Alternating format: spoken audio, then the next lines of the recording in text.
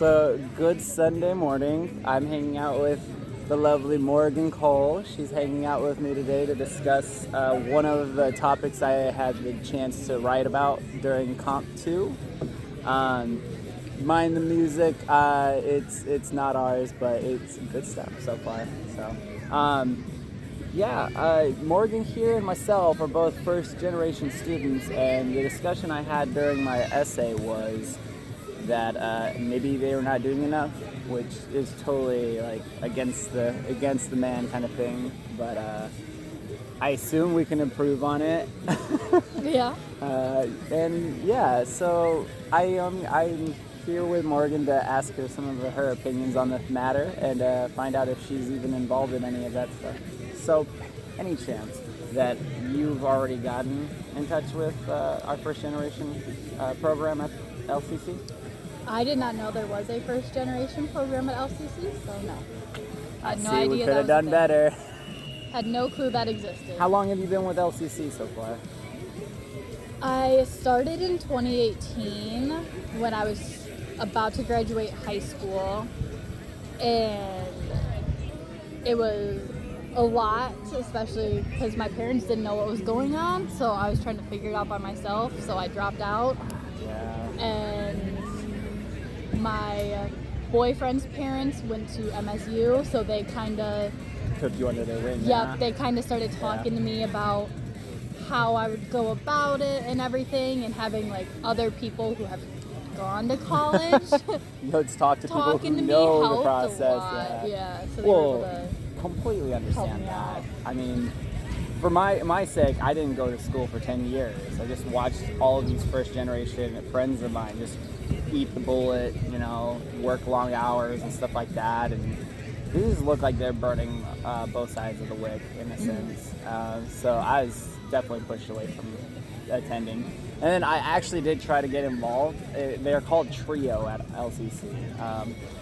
And they're supposed to pretty much just like, hey, we understand that you don't know what's going on with your life. And they're supposed to be like pretty much kicking down doors for us. Mm-hmm. Like, as much as we could reach out to people and say, I need your help. They'd be like, all right, cool. Well, here's an email. Tell me what's wrong. And then you tell them, they're like, it sounds like you know what you're doing. Good luck. And you're just like, what the fuck is your problem? I just regurgitate what I heard, but I don't understand.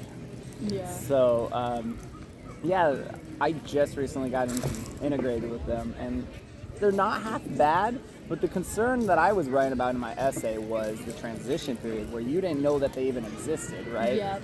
It's like, come on, man, we got all these companies and all these things that we do to promote all this useless stuff, but we're not gonna promote these programs like a little bit better, or like it's not a holistic approach, right? They're like, hey, when you get here and you say that you need our help and you are approved, cool. But I found out the reason why is because they're limited to the amount of people they can take care of under like government warrants and stuff like that. So obviously they're not gonna want to spend any additional of their funds on, saying hello, we're here, and then having everyone swarm them and being like, we can't take everyone. That would probably be a bad impression. Yeah. At least that's my personal view on the whole thing. Of course, that's like a marketing strategy, The less people who know about free stuff, the less people are going to use it. Thus, more monies for everyone who does. Yeah. That's the unfortunate part, because that leaves people like ourselves kind of at a disadvantage. I personally, from my own experiences, like I'm looking at these assignments and I've got all the answers, because I keep asking all the dumb questions. I have no shame. But I'm definitely a unique breed for that. So some people are just like, I don't even know. Yeah. But also, so my understanding was this, from all the research I did, it was talking similar to what you were mentioning before, which is when you come to college or you prepare for college, you don't have like a support network of people who understand, and not people who can offer you guidance or like walk you through the process. What you said, your boyfriend's parents were the ones, and did they hook you up with any other people to kind of help you with that, or why are you doing it again, and where are you at with that? So originally my boyfriend was kind of like, hey, you should really go back to school, because my dad works in a factory. He's like, well, you can just come work with me. Oh. I don't want to work in a factory, you know, like, just, no, not my forte. Post-industrial life. And, you know, I'm just kind of working my life away right now as a teacher. And he's like, well, why don't you go back to school and try and further, you know, go towards a goal that you have. And then his parents started talking to me about it, and so I asked my parents about it, and they're like, if you want, you can, and we'll help you, but they're like, well, why? If you dropped out, why are you going back? And I was like, well, so they didn't really get it, and they're just like, if you want to, go ahead, if not, whatever. Where his parents were like, you know, you should do it. Like, they've helped me with some of my classes, like my algebra I needed help with, and his mom like called me up and was like very open to helping, which was very nice. Where my parents are like, I don't know how to help you. It's always that is the community is the biggest.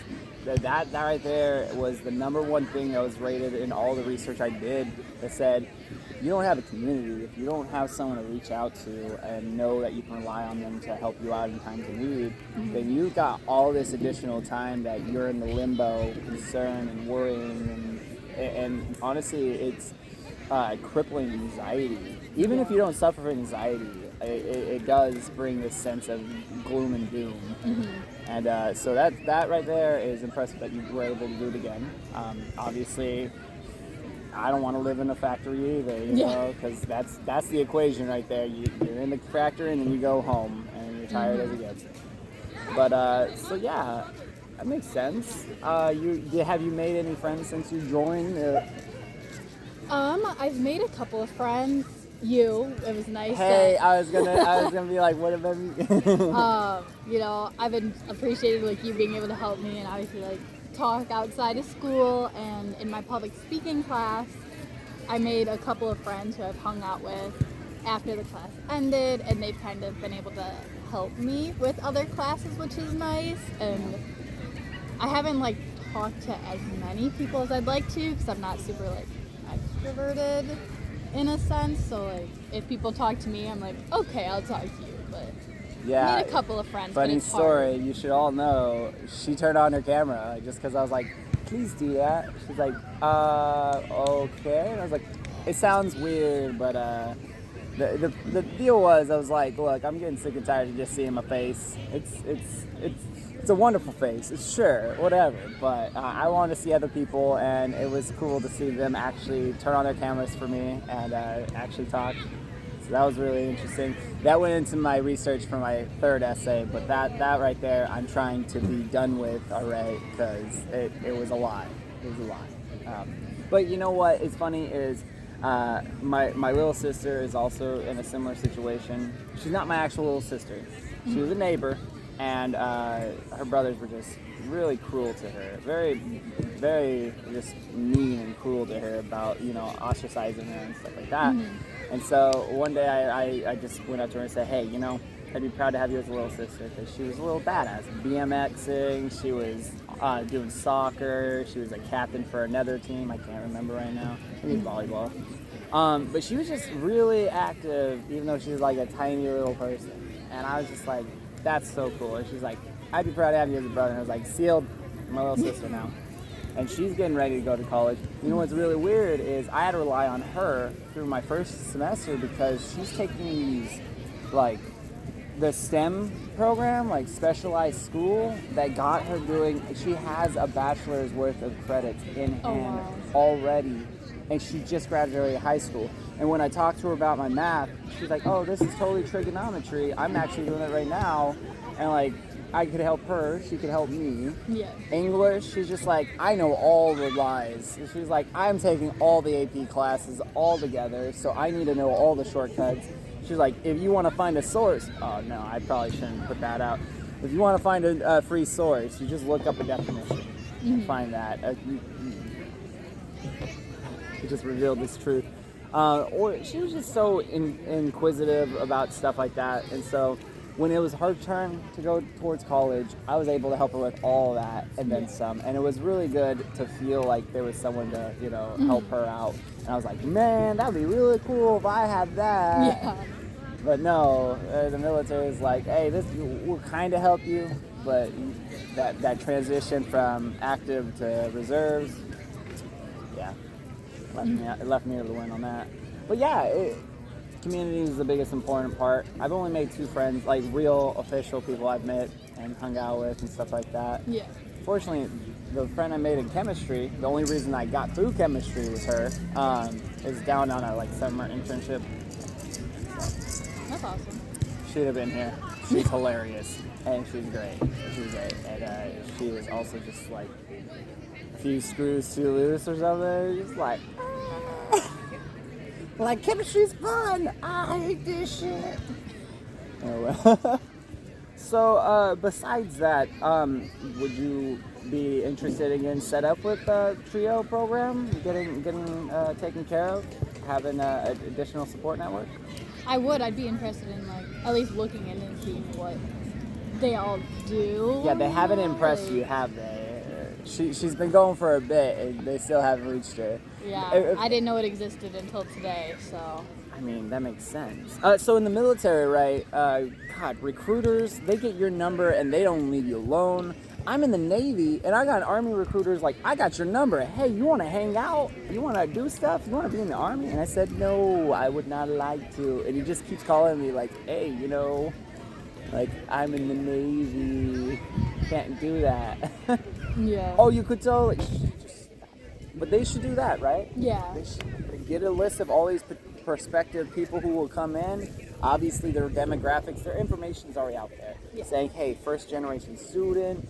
Obviously, they're from a lower income factor, because that's usually what they also look for. Yeah. Or they're just not ready for college, which college prep is the big challenge. Between high school, college, usually we're doing remedial courses and stuff like that. So unfortunately, that's where we're at. And that, I think, is where I wanted to discuss that. Those are improvements. Yeah. That transition period, making the touch. That's it. Making the touch. Saying, hey, Morgan, I know you're coming in. I know it's going to be hard. We got you. And knowing that they're there would make so much less anxiety for people who are about to actually enter in as first years without... I don't have anyone who's telling me how the hell to do this shit. Yeah. And they're just like, hey, before you even submit that application, we're here. And then, so. I probably wouldn't have dropped out if I knew that was a thing, and it would have been Well, of course. very helpful, but... Well, we could say that. I mean, the only other option was that, right? Yeah, pretty much. But I agree with you. If they could have done a little bit better on that with the touch and just to say, hey, we're here, and if you were able to be taken in, then it would have been really good. Yeah. So far, they fed me quite well so far. And then they really haven't had too much traction with people in person or attending their summer workshops. But obviously they want to. Everyone wants to blame it on COVID. I'm like, yo, man, we've had this awareness that this world was coming a long time ago. Hell, they were talking about it in a report back in the 80s, saying we're likely gonna be able to do it from home, do everything from home. They didn't realize we'd end up with these online clouds. Yeah. All of our stuff. So literally we could do it from anywhere. But that's where we're at now. And we're back in person. So this is how I want to do it. This is how I want to reach out to people. And I mean, we're in it together, right? Yeah. So in different aspects, different things, but yeah. So that was our talk. Hopefully this thing is able to be uploaded, and hopefully this meets the requirements. Hey, we're here. Thank you very much.